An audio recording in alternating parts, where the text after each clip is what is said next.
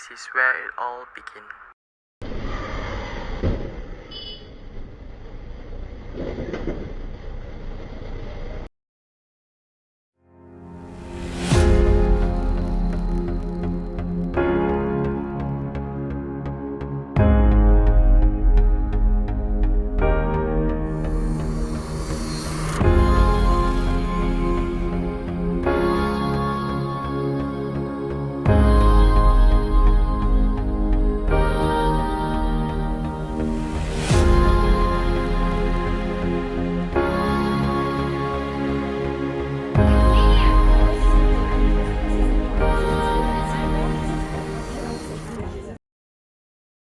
Sometimes hours can feel like minutes, and sometimes a single second can last a lifetime.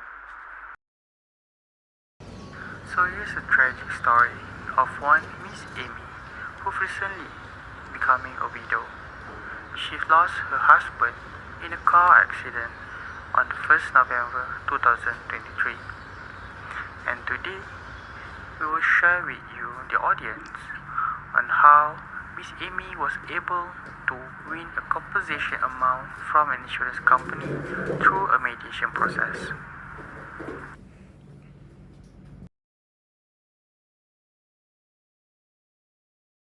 Good afternoon, everyone. I'm Yvonne and I'll be acting as your mediator for today's session. You may call me by my name, Yvonne, and how would you like me to address you? Good afternoon, everyone. I am Amy and I am the complainant for today's mediation. Hi, I'm Mia. I'm the insurance adjuster for Max Insurance Agency and I'm representing my client. It's good to see you are here. And to briefly introduce myself, I'm an advocate and solicitor practicing law in employment and industrial relationship matters. Besides, I have been a certified mediator at the Bar Council Malaysia Mediation Center since 2016. So before we proceed further, I'd like to inquire about the authority each party holds to participate in today's session. Miss Amy, do you have full authority in making the decision on behalf of your interests in this matter? Yes, I am the party directly involved in this accident and therefore I have unequivocally have the full authority to make decision and reach an agreement in today's mediation. Thank you, Miss Amy. And Miss Mia, do you have full authority in making a decision and acting on behalf of your client? Yes, as an insurance adjuster, I do have the authority to act on behalf of the insurance company which insured my company's client. So therefore, I have the authority. Great. Before we begin, I would also like to commend both parties for agreeing to participate in this mediation. This indicates that you are committed to reach a best resolution and that you are willing to take up responsibility for making the decision on your own. At the outset, I hope to clarify that I will act as a neutral and impartial mediator. I have no connection or interest in this dispute, and I understand that all the records of this process are confidential. I will do my best to identify possible solutions for this matter. Now, let me explain the procedure for today. First, the parties will begin with their opening statements, which includes the history of the dispute, the relief you are seeking, and anything you hope to convey regarding your position. Then we will proceed to the agenda setting, where we try to define the issue to be resolved. Do know that any party I could request for a caucus when there is any dialogue during the mediation. During the caucus, you will have the opportunity to disclose anything you want to know, but not necessary for you to disclose it to another party. Lastly, I hope to remind you of the confidentiality agreement that you have signed. It basically says that you have come voluntarily and you must not disclose any information discussed in this session today. I have read the facts and reviewed the information provided by both parties, and we will now proceed to listen to each of you present your perspective and arguments. Before we delve into the discussion, I would like to ensure that both parties present here today understand the objective of today's mediation is not to assign blame or to determine right or wrong. Instead, the purpose is solely to facilitate a resolution for the dispute that have arisen between you. So are both parties in agreement? Yes, I agree. I agree as well. That's great. So thank you for your acknowledgement. It's alright if we begin with the complainant, given that she initiated today's mediation.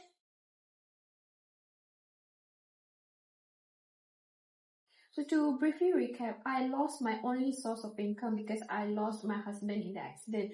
And in addition to that, our vehicle is so terribly damaged that it is irreparable. So I stand before you today not to seek empathy, but I am seeking justice. I feel like for the damages incurred and befallen on my family, I have to be compensated. I have calculated our situation and I believe that it is reasonable for me to be compensated with the amount of 100,000 ringgit. So this amount is not just a figure, it represents the financial burden that has befallen my family due to the negligence that led to this catastrophic incident. So in bringing this matter in mediation, I am not seeking to engage into a battle where one party triumphs over the other. Rather, I envision a resolution that is fair and just for both parties involved. I believe that through mediation, we can find a common ground that serves the interests of both parties, and I'm ready to have a productive discussion with you. So Miss Amy has recounted the tragic event which happened on 1st of November, where Miss Amy husband lost his life in a car accident. This collision not only caused severe damage to their car but also left the family without a source of income. As such, he sought to compensate to the sum of 100k. Now, Miss Mia, your input is valuable in reaching a resolution that consider both party perspective. Would you like to share us your view on the events that is transpired on the 1st of November and the circumstances surrounding the accident? Yes, thank you, Ms. Ewan. So I would like to provide my client's side of the story. So I was told by Emma that on that day she was rushing to an early morning appointment.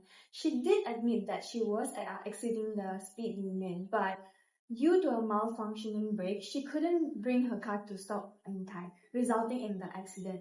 So, however, I would like to make it clear that it was not her intention to for the accident to occur. So while I acknowledge that the damages caused, it is crucial to recognize that there were contributing factors. Regrettably, the husband of Amy was not wearing a seatbelt, which is a form of contributory negligence. This factor plays a pivotal role in overall situation that unfolded that day. So given the circumstances, the proposition of bearing the entirety of the cost and compensating with 100,000 seems not that proportionate and unfair and unjust to my client, as she also suffered injuries from the accident. So these injuries sustained in her legs require her to cease working from a substantial period, which is of 6 months. So it will be hard for her to support her family as a cab driver due to her injuries. Actually, my client has brought a third-party policy which covers both bodily injury liability, including but not limited to hospital care, loss of wages, pain, and also damages to property. So we initially offered Amy for paying her a total sum of 50,000 ringgit as compensation for the loss and vehicle damages liability. Regrettably, the liabilities amount proposed by us is not acceptable to Amy. So I genuinely hope that we can find a resolution through this mediation today.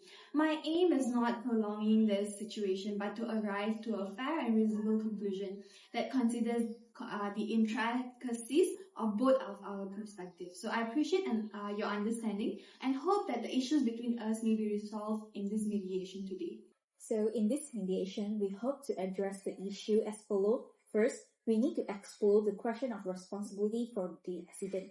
The central inquiry is whether Miss Mia client is fully responsible for the incident and or if N was contributory negligence on the part of Miss Amy deceased husband. Moving on to the second issue, the proposed compensation of $100,000 is a significant point of contention. We will engage a thorough discussion to determine whether this amount is suitable to adequately address the damages incurred and the loss of support experienced by Miss Amy. Lastly, we need to decide on the allocation of the costs associated with this mediation process. Is Miss Amy and Miss Mia agreeable to this list of agenda? Yes, no issue from my end. We agree with the proposed agenda.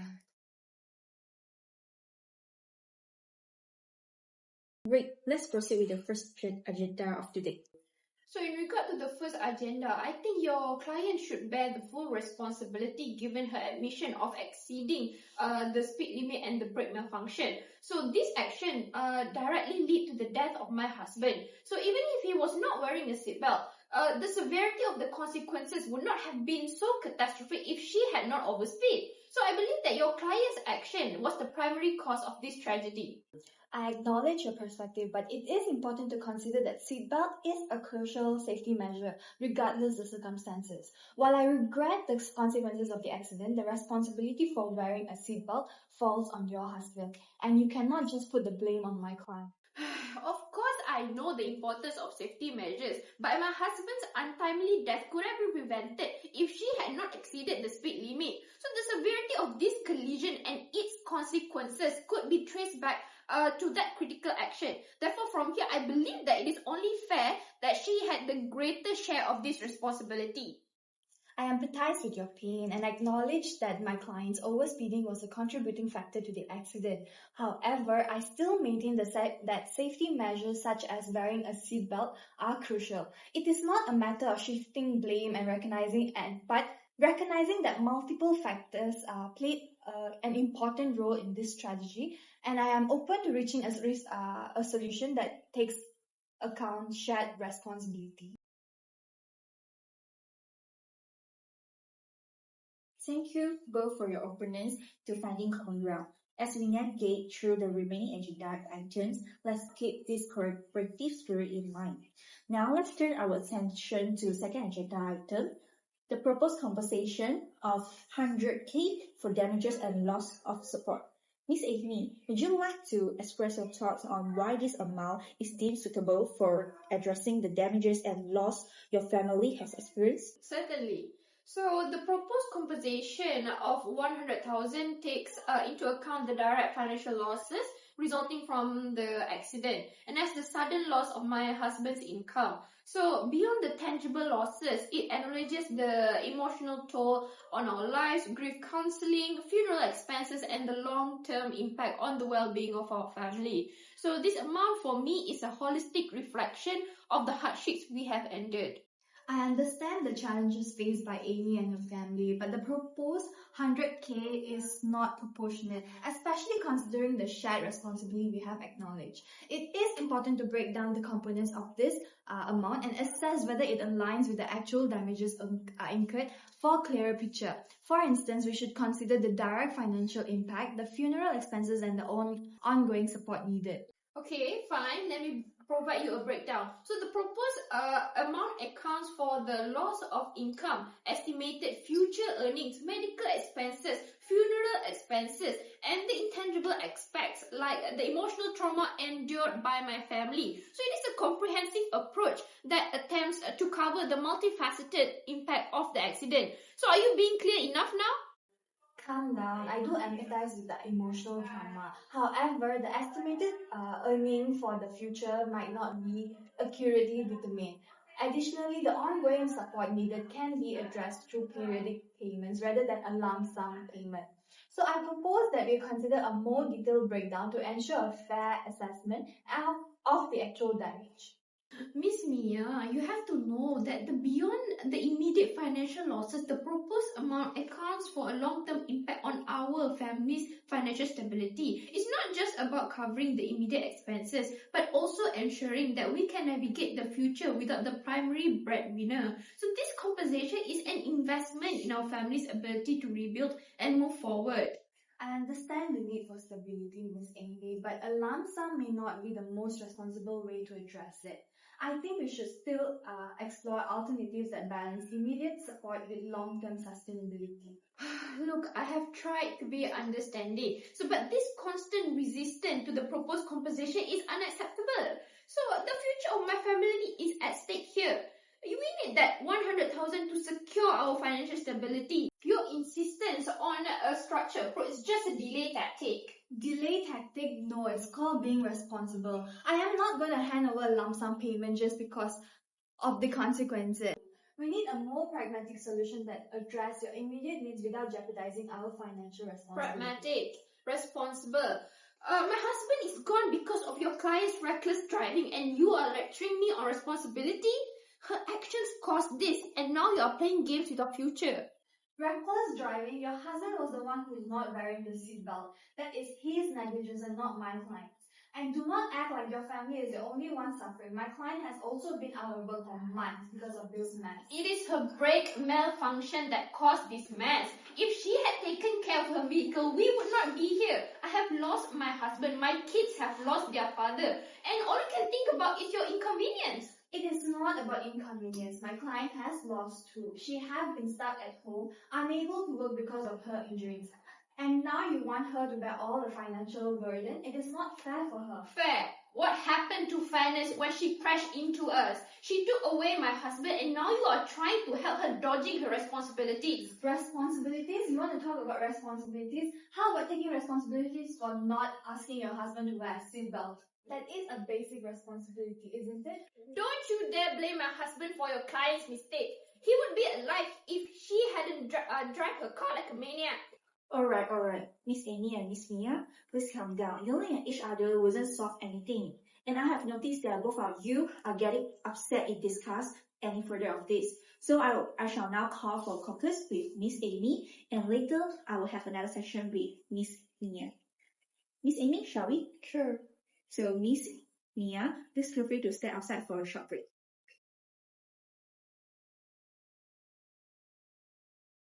Miss Amy, as I feel that just now it was a bit intense for the discussion I call this meeting to have a quick conversation with you. Thank you for participating in this caucus session. It's an opportunity for you to share with me that your thoughts and feelings in a more private setting. Miss Amy, could you please tell me more about your concerns? Okay, first of all, I'm very sorry, Miss Yvonne, but honestly, it's been tough. I feel like I'm fighting for my family, but it is frustrating when it seems like the insurance company isn't taking any responsibility. I understand. Emotional run high in situation like this. Is there something specific you like to address or like to let Miss Mia to understand about your perspective? I guess I just want her to realize the pain her client have caused to me and my family. It's not just about money. It's about acknowledging the impact her client have made in our lives. Understood, Miss Amy. So if I may ask if there's any room for understanding in Miss Mia's situation, given that challenge her client facing as well? I do understand she's going a tough time as well, but it's just hard when I see my family suffering. Understand, and thank you for sharing me your thoughts. So now let us discuss how can we move on in the joint session. Miss Amy, is there anything that you like to express to Miss Mia when we return? Maybe I've been too harsh on her. I don't really mean to act like that, but I just want her to understand the pain I'm going through. No worries, Miss Amy. Perhaps you take a step down from requesting a sum of 100K instead, as she is facing financial difficulty as well. I believe they are willing to consider your needs if your proposal is not pushing them too hard. So when we return to the joint section, let's aim for a more constructive dialogue. Are you willing to work towards a resolution? Yes, I'm willing to work to a solution. Glad to hear that. If there's nothing else you would like me to know, I will now end this caucus. Welcome back, Miss Amy. Miss Mia. And Miss Amy, I appreciate your willingness to discuss your perspective during the caucus session. Before we move forward, is there anything specific you'd like to share or clarify from your side? Thank you, mediator. I feel like I have expressed all my concerns and I'm hopeful that we can find a resolution that works for both parties. I'm glad to hear that. Now I'll be moving on into a caucus session with Miss Mia to better understand their perspective.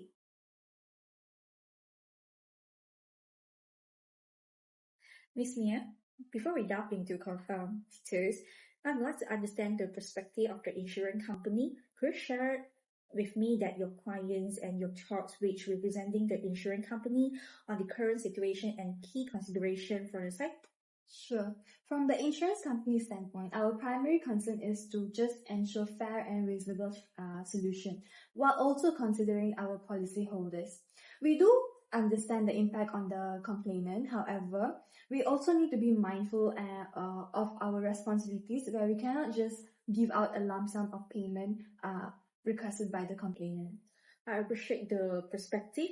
In terms of a potential settlement, are there any specific conditions or parameters that the insurance company would find more acceptable or preferable? We are open to a solution that alleviates the financial burden on the complainant, but we must also ensure that it aligns with our policies, so that we now need to structure a compensation in a way that it will be fair to all of our clients. Understood. Are there any other aspect or concerns that the insurance company would like to address during this caucus session? At this point, I think we are just trying to find a fair solution for both of us. And so we might need to discuss the liability and acknowledgement for the responsibility to ensure a balanced agreement. All right, noted. Let's continue the discussion with those considerations in mind, and I will try my best to work with both parties to explore potential solution and facilitate a solution that respects everyone's interests. Thank you for waiting, Ms. Amy. You may now proceed with the discussion. Do bear in mind that the goal of our session is to find out the best solution for this matter. Sure, thanks, Miss Yvonne. So firstly, I would like to apologize for my reaction just now. Look, I know I came at you pretty hard, and I'm sorry for that. It's just been really tough, and sometimes I let my emotions get the best out of me. And I want us to find a solution, and I'm willing to work towards a compromise. I appreciate that. It's not easy for you or my client. Thank you both for your willingness to work towards a resolution. Let's continue discussing the compensation amount with the goal of finding common ground. Are there specific figures or terms that both of you might be open to exploring? Well, I understand that Miss Mia's client is going through a tough time too, and I admit that there's actually also negligence on the part of my husband as well. So maybe we could consider something like 70,000 ringgit. It is less than what I initially proposed, but I think it's a compromise. That sounds more reasonable. I appreciate that Miss Amy is acknowledging the difficulties my client is facing, so I can work with that. It's encouraging to see both of you considering a compromise. Now let's discuss the terms of the compensation. As there's specific condition or structure plan that might make this agreement more feasible for both parties? Maybe we could agree on a structured payment plan. It would provide some immediate relief for my family while also helping your client to manage the financial impact over time. Sure, that sounds fair. Excellent. It seems that we are making progress. Now let's address the issue of acknowledging responsibility. Miss Mia, is there a way you can express acknowledgement for the impact your action had on Miss Amy and her family on behalf of your client? Sure. I just want to let Miss Amy know that she didn't intend for any of this to happen. It's just an accident. So she is truly sorry for what has happened. Thank you for saying that. It means a lot to hear that.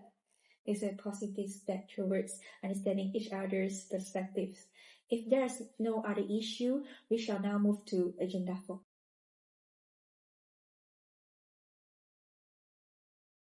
So regarding the mediation costs, I believe both of us have tried our best to give and take on the disputes. Therefore, I would suggest both parties share the mediation costs equally. Sure, it looks fine to me. I agree with that. Thus, both parties agree that the mediation costs will be covered by Miss Amy with a portion of 50% and Miss Mia 50% respectively. Right. Now, as we move forward, let's see the document, the agreed upon terms and condition. Once we have that, we can finalize the resolution. Are both parties comfortable with this approach? Yes, I want to move forward. Great, and it's my duty to ask both of you, have all the differences been resolved and both of you have agreed to the resolution as discussed above? Yes, I agree. I agree too. Glad to hear that. Upon drafting a settlement agreement, kindly review and sign it before sending a copy to us. A reminder that upon signing the agreement, both of you have the contractual duty to comply with its terms and conditions. With that, I shall end this session. Thank you for coming. Thank you, Miss Yvonne and Miss Mia. Thank you too for both of y'all. Thank you.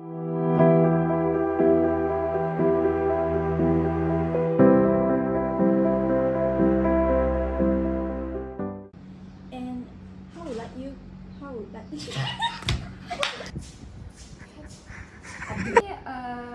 Wait, sorry though. Recap. Sorry. In bringing this matter to mediation. So, hi. Thank you, Miss Yvonne. Okay, again lah. Associate the process. Is Miss Mia and Miss Amy? That is basic responsibility, isn't it? That is a basic responsibility, isn't it? Don't you dare! No! Drive her car like a maniac. Miss Mia, before we delve into this,